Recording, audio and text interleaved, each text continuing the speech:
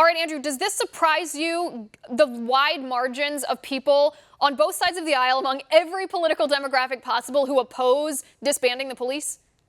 No, not at all. It just is in keeping with reality. We're seeing already there have been cuts to the police in New York, and the shooting rate has gone up over 300%.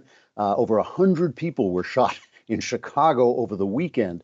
And you have to remember that all this comes from violence, supposed violence by the police against black people.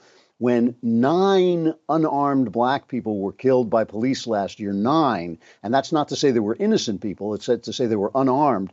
Whereas, that's even a good weekend in Chicago. So without the police, of course, it is black people and poor people who are going to suffer the most. What's really interesting is that as you said, it becomes more nuanced when you talk about defunding the police. But there's been a widespread effort to make those words meaningless, to say that defunding the police doesn't actually mean defunding the police. It means, changing resources around and putting them in different places.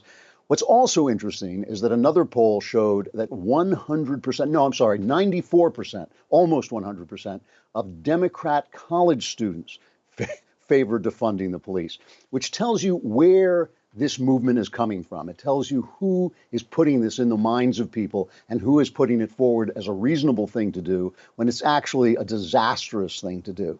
I think we have to really understand that our academies and our media are selling these ideas to people.